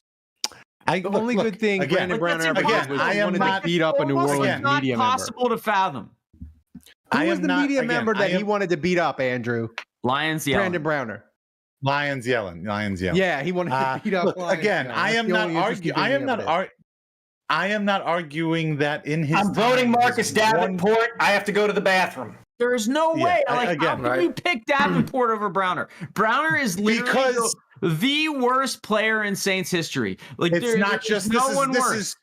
Like Heath Schuler is maybe the only guy you could put up against him. Because this is about Mickey's decision and how much did Mickey give up to get Marcus Davenport. So obviously Brandon Browner, on the field again, and this is only for one season. This is a throwaway season. 2012, you can fucking throw it away. I don't even look at it when I look at the stat sheet, when I look at the Saints. Like 2012, F it. It might as well have been the Katrina year. It might as well be 2005 for all I'm concerned. 2012 is a throwaway. And so, yeah, Brandon Browner was here for one season to wreak havoc on our 2012 season and to be terrible. But Marcus Davenport was here for multiple years. He didn't do great. He didn't do well for all those years. He was a first-round draft pick. They gave up a lot to get. They missed out on other draft picks to trade up for him. I'm sorry, but I think Marcus Davenport overall was a worse decision and did more damage overall to the organization. He had 21 and a half sacks as a Saint. How many years? He had 5 years. He was Andrew's defensive MVP one year. How many sacks a year does that average out to? Like 5. Yeah. Okay, and he was a first. And where did he get drafted? He had 9 sacks in 2021, which was his best year. There's no question he had injuries. No question. Here's the thing. Where was he drafted, Ralph? He was drafted like 13th overall. 18th. I can't believe you're still arguing against this. So I really can't my believe thing with Davenport is that if he had been picked 18th and there wasn't the other pick involved, if he was just picked 18th without you would have been he'd be like Andrews Pete. You know what I'm saying? You would have been you would have not liked him. He was picked 14th. But you wouldn't have been nearly as angry. You would have been like, yeah, you would have compared him to Andrews Pete. Yeah, it's tough for me because I feel like they took a big swing and they needed that Davenport swing to win the Super Bowl to help them get over the hump, and he didn't. But Brandon Browner was so bad, and the Saints gave him a decent amount of money. And by the way, he's in prison as we're doing this podcast. Just so we know. So I have to. I was hoping my opponent was going to mention the defense was. So I went Browner. So it's 2-2. So Thomas, you break the tie. All right. Before I break the tie, thanks to Oppenheimer for $10 donation with a message. Time for another victory lap. Can you say dynasty? Thanks, Oppenheimer. So I'm not gonna break the tie. Our chat is gonna break the tie, and from what I can see on our chat, go with who that Saints fan. He seems very rational. I think his answer. I mean, everyone's rational. It's a clean sweep for Marcus 2 first. So a 2-for-1 deal wins this one. Sorry, Andrew. All right. Well, I want to just say what who that Saints fan says. Browner is the worst player. Davenport is the worst decision. Yeah. And this is the Mickey Loomis worst decision bracket. All right, Dave. Thomas, you can announce the winner of this bracket. And Dave, since you have to get up at 3 a.m, you can go to bed. Thank you, sir. All right. I am. I'm leaving. I'm out of here. Good night. Love you guys. I also like trading for Marcus Davenport more. Excellent choice, sir.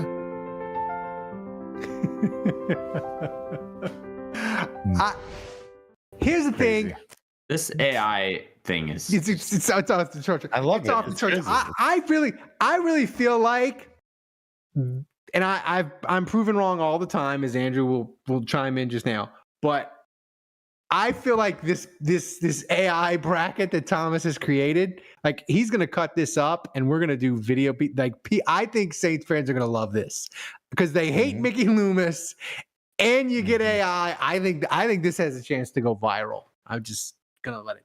So that's half the bracket. We'll do the other half the bracket next week. I feel like we need to do it how Pardon My Take does it.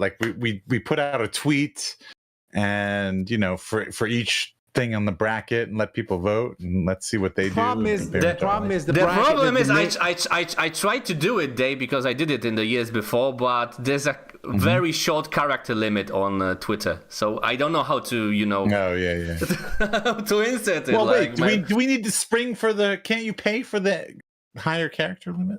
I'm not giving it. I don't think so. I think it's only for polls. It's for polls, Dave. I don't think you can bypass that. Yeah. Okay. So. And then also Kevin doesn't want to give you Elon Musk any money. Piss on that guy if he was on fire inside one of his Teslas. Oh Lord. All right. Kevin, so thank you, Dave. Kevin hates Elon Musk as every ex-user. Right. All right. Yeah. No, I am going to get out of here. Kevin, next Tuesday I'll be back home. You're going to give us a love train update? I'm sticking around for the love. Okay, hold on. Love train. I'm leaving after the love update. All right. Love update. We should have done this at the top. Love update. 2 weeks ago, I went. No. 2 weeks ago, I went to Chicago with a lady I've been seeing. The trip overall went well. Took a lot of pictures. It was only a week ago. I don't think that was 2 weeks. No, it was 2 weeks. Time flies. All right. Yeah, because I came back last week and only worked like 3 days because I took an extra day for myself. The train trip was great. We took the Texas Eagle. I would recommend if anybody does train travel, look for the Texas Eagle. The leg room is amazing. Like, honestly, airlines should be embarrassed. Every airline should be embarrassed. You throw people in a tin tube at 40,000 feet, and you got people getting this much leg room. And here. Oh, you're on an airplane. Oh, you want to recline, sir? I'm taking 2 flights tomorrow. There you go, right there. That's how much you can recline. You get on the Texas Eagle. Not only do you have a ton of leg room, you got a little squeaky chair is a nice. You got a little gimmick. You got a little gimmick by your feet.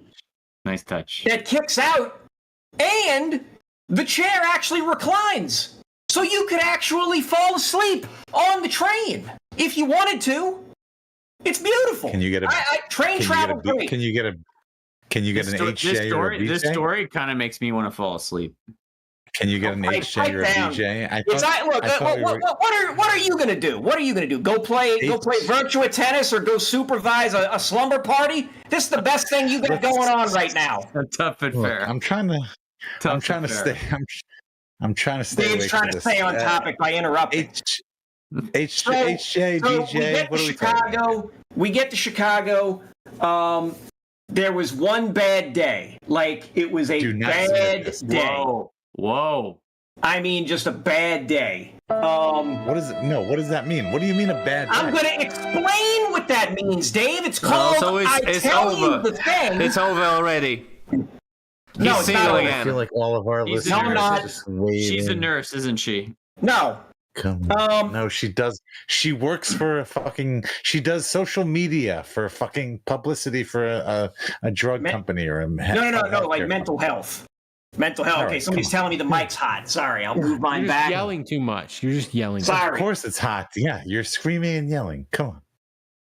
So we had planned on, we were making plans. She had decided she wanted to go to the Field Museum and then the Art Museum, and we ended up saddling those two things in the same day. Okay. The Field Museum. Great choices, by the way, both. Yes. I've been to both of those. Those are awesome. The Field Museum is a very large building, Dave. Yes, the Field Museum is a very large building. The Art Museum is also a very large building. You cannot. Manuel does it. You cannot see everything. You would need at least an entire day to see most of the Field Museum and most of the Art Museum. 2017. So we were already running late in the morning to get to the Field Museum. And immediately my entire head is just, we're running late. she gets in there and she starts like getting all excited or whatever because she wants to go see like these like First Peoples exhibits and like this thing about ancient Egypt, and she's all like happy as a clam. And I'm trying to focus on how big is this damn museum we're in, yada yada yada. And you sound like Marcus Colston trying to throw a lateral in Seattle. Right. And let me tell you, it didn't work. So we were there like 3.5 hours. We only got to see 2 things that she wanted. I got to see the dinosaur bones and the 2 lions from The Ghost in the Darkness. Kevin, if you had worn a maroon shirt, would it have gone better? You saw Pseudo Sue? No. You saw Pseudo Sue? Well, no.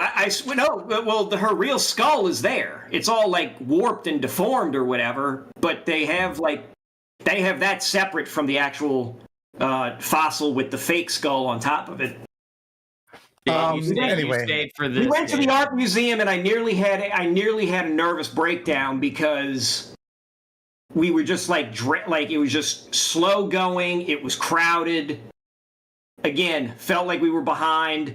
Fuck that. I hate crowds. I hate feeling like I'm behind or running late, and I hate feeling like I'm not in control of a situation.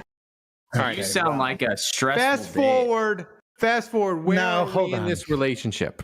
Hold on. Well, hold on. So the rest of the trip. No. Hang on. The rest of the trip went well. We went to a Cubs game the following day. Sat through the entire thing, surrounded by people. Went well. The weather was actually nice. I tell you what, Ubers just take a big bite out of your ass. Let me tell you that. We take the train ride back. She starts talking about how she can avoid putting me in situations where I'm going to feel whatever I was feeling on that day. We went to tried cramming in both museums. Oh my God! It was a very productive conversation. You've got a reputation. The train ride was 5 hours. We had like a 90-minute conversation about that, and it was very productive. Jesus. No, it's very productive. It's gonna be over soon, guys. I'm telling you. What do you mean about that? What do you mean about that? What is that? I'm trying to understand how taking Kevin into the wild away from St. Louis, like when he goes to Charleston, when he goes to Chicago, when he goes to Texas, whatever. Like, no, but I didn't go to Texas. Evan, are you a nervous? This is. Are you a nervous Nelly? Are you a nervous Nelly when you travel? Is this like? He's got Lila. Jesus, that scared me. Oh man, there we go. The girl party again. Woo! Jesus girl Christ. Party. Yeah, I don't know. No. Kevin, I am not a nervous. Here's the thing. I'm not a nervous Nelly when I'm traveling. Kevin?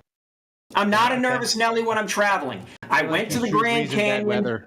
I went to Arizona by myself in November of 2023. Can you guess which one is my daughter? Yes. That one right there. Yeah, the redhead. The redhead. Let's go. Right here. We all know. The other one. Right here. No, the other one. No. Right. There's 3 of them, Dave. We're literally saying the other one, the one who's standing up now. No. Yes, that is my daughter. No, sorry. Yeah. No. Yeah. There. All right. We know Lila. We know what Lila looks like. Yeah, she's popped into the show. Yeah. Hi. Can you say who dat? Say who dat? Who dat?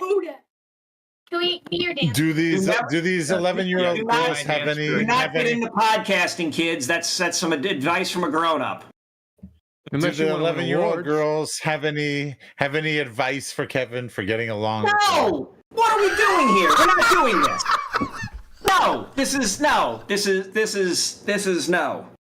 Kevin, love advice from 11-year-old girls. We're not. We're not broken up or anything. Like we've still come here real quick. hung out and gone out on dates. Oh, here we go. We're gonna get love advice. Speaking here, can you give Kevin some love advice, please? All right, Kevin, you gotta have good riz, and you gotta riz up the girls. Here, I have a riz line I can teach you. So you say, "Are you a parking ticket? Because you got fine written all over you." All right. That's a good. Hey, down here. Oh my god! I got anything? keep Lila. Here we go. Jesus. This is Lila's friend Isley. Oh my gosh! Keep these girls away from my son.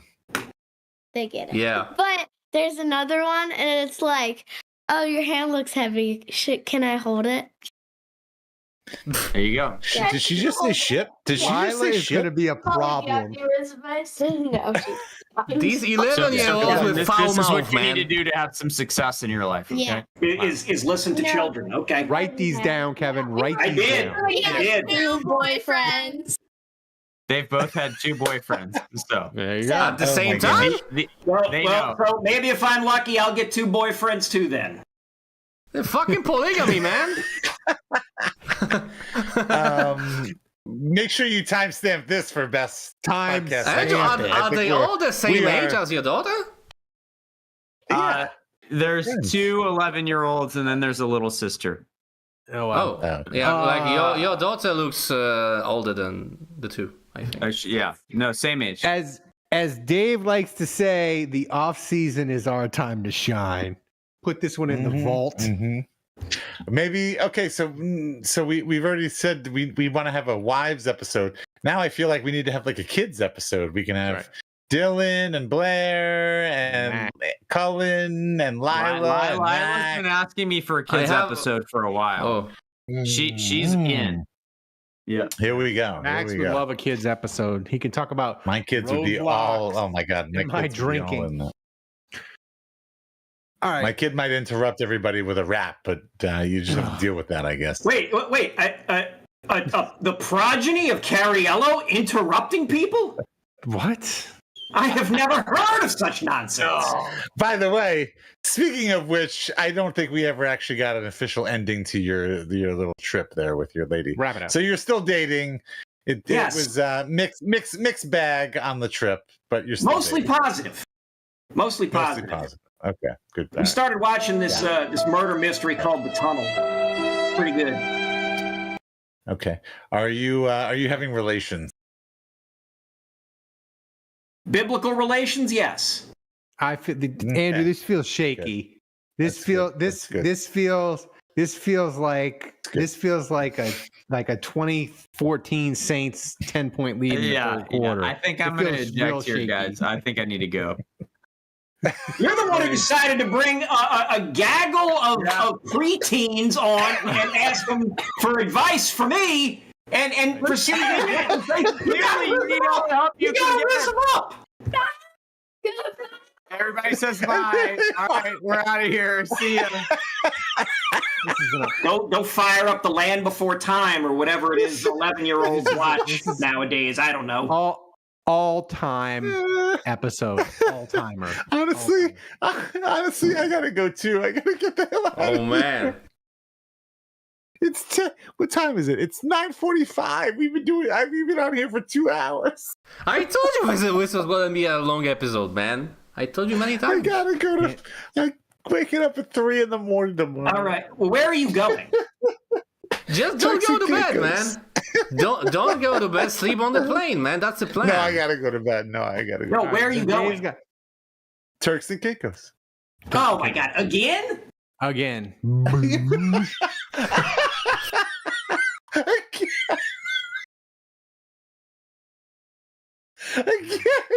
The usual cabana, Mr. Cariello.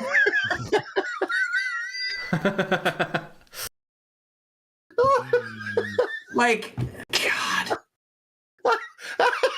Turks and Caicos. I'm getting out of my comfort zone. I'm going to Chicago. I'm taking the boat tour. I'm going to Wrigley. I'm walking around. I'm hopping in strange Ubers. And you know, I'm getting on a train for the first time in 40 years. Dave, meanwhile, is like, "Oh yes, honey, let us go to Turks and Caicos once more. Let me have some caviar." Shit. Anthony Bourdain is rolling over in his grave. I got 2 things to say. First of all, this is all. I don't pay for any of this. My in-laws pay for this. And second of all, tremendous. Yeah. And second of all, Yes, we've gone there every other year for the last. Wow, must be nice. God, I hate to hear that. I hate to hear that. Don't you get bored, Dave? Maybe you can give tickets to Kevin one year. Come on, man. No. Do I get bored of once every 2 years going and drinking all I can drink rum with my family and no on the crystal clear blue waters of the Caribbean? don't you want to go to a different place like fucking Barbados or some shit, man? Like there's many islands, not only Turks and Caicos. Like at that point, what's the difference? The only island I have an affinity for. Well, here we go. You wanted me to sound bougie? Here we go. No, the only island you love is Long Island. No, actually, that's not true at all. If I did, I'd be there. The only island I have an affinity for is Bermuda. I used to go to Bermuda every August when I was a kid for like 10 years. So I love Bermuda. Jesus Christ.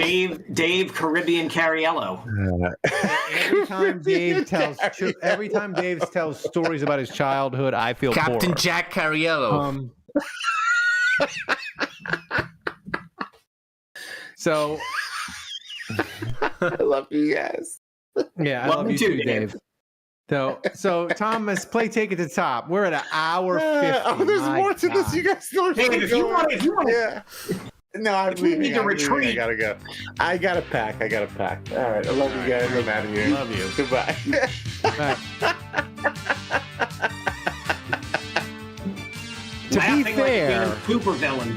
To be fair, if you listen to behind the scenes, the first thing Thomas said to me when we were in the studio in the behind the scenes pregame, he said, "This is going to be the longest show of the year."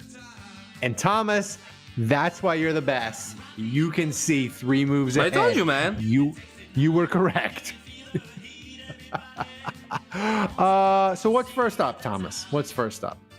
All right, first question from Don Checo. He asks, as we now sit less than a month from the start of training camps, you've been given Voodoo Priestess powers and can determine one NFC South player to deem out for the season.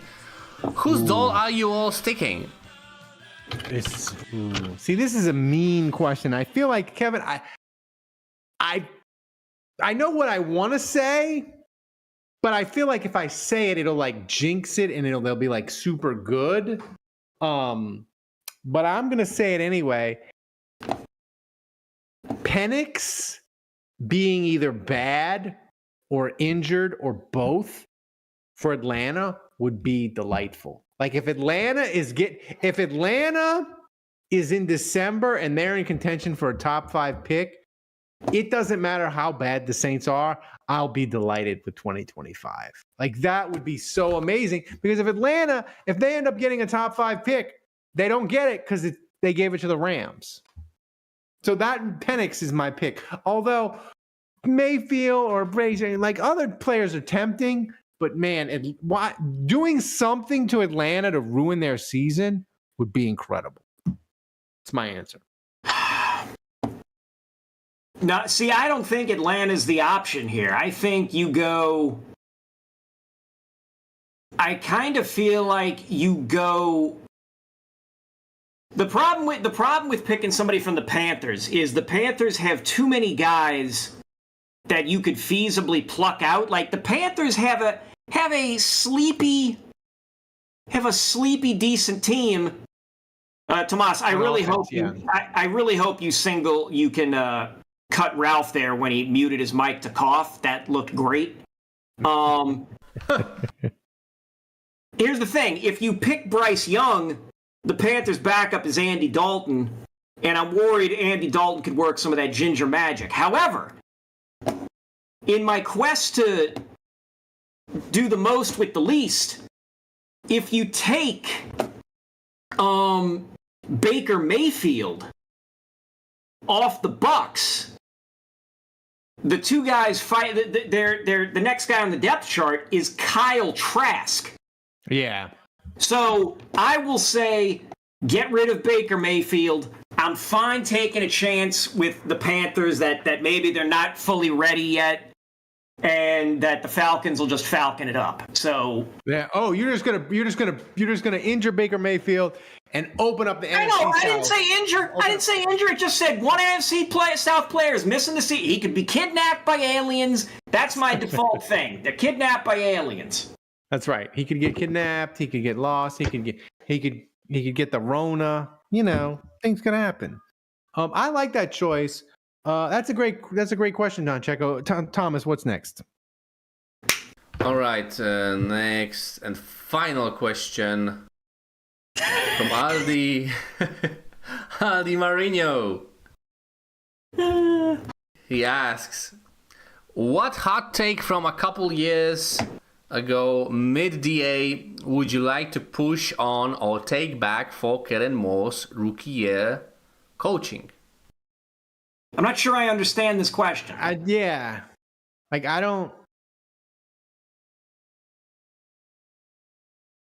I'm not sure I understand the question. What hot... I mean, like, if I can, like, transfer a bad hot take that I had about DA and transfer it to Kellen Moore's rookie coaching year, like, I would take my hot take after they trounced Dallas because it felt amazing, and the Saints looked like a really good team last year after they started 2-0 and kicked the crap out of Dallas, and we were feeling great, and it looked like they were going to be a 10-11 win team. Like, if you could take that hot take and bolt it on to Kellen Moore and it could actually come true, that's the one I would do. But I'm not sure about this question. This question, Aldo Marino, is very confusing. I feel like what's the guy in The Hangover? Galifianakis, when he's doing the black and all the numbers are floating around his head. Like, that's how I feel trying to read this question from Aldo Marino.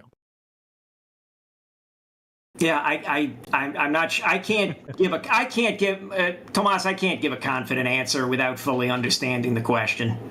So we're gonna go Saints when they're 2-0 against Dallas. Yeah. So thanks for the questions, guys. And by the way, we're gonna get all your questions. We're at 2-hour mark, so we cut the mailbag a little short. But we're gonna get to all your questions. We're gonna get them all in the mailbag next week. We use all the questions. We don't let any good question go to waste at Saints. If there's one thing I learned from the Field Museum, it is that the first peoples in this hemisphere, on this side of the globe, they used all the parts. They used all the parts. That's like they used all the parts, and like them, we use every mailbag question. That's right. That's right. So thank you guys for the questions. Thomas, recap the donations. I feel like with everything going on in this show, we forgot to ask for donation updates, but recap the donations of people who donated and tell us who the MVP is. Yeah, tons of generosity, and as you can see, we are now on a 99-week donation streak. Only 5 weeks to go for Ralph opening his 60 Only Hands account. Let me switch the graphic and let me thank everyone who donated. Thanks to Oppenheimer, to Jason Champagne, to Huda the Gopher, and to the MVP, breaking the streak of a different MVP each week this off-season with $150. Who is the one and only legendary Hatchet John? Congratulations. Hatchet John, remember it's very important to DM Thomas and tell him what you want on the whiteboard. But even more important than that, DM Thomas and you can request one of the first 5 pictures I will take on Only Hands. You can request what you want me to do with my hand in one of the photos. You tell Thomas and we'll try to make that happen. Limits, of course. Like, you can't be like stuffing in it. Yeah, like PG-13, PG, you can't be like stuff it in a goat or like, you can't get really weird. Just, you can be funny, but you can't be really weird. So, thanks to everybody who donated. We appreciate it. Guys, thanks for watching. Thanks for supporting the show. If you enjoyed the show and we made you laugh, consider supporting the show by going to patreon.com/Saints Happy Hour. We have a special discount going on to celebrate our award. If you have never been a paid member, we got something special for you. We want to get as many paid members as we can so we can keep this fun train award-winning podcast going. We love you guys. And don't forget to follow us on socials wherever you get your podcast. Thanks to Dave. Thanks to Andrew for popping in. Thanks to Kevin and Tomas, the best producer on earth, running the show back in Poland. Until next time, the bar is closed.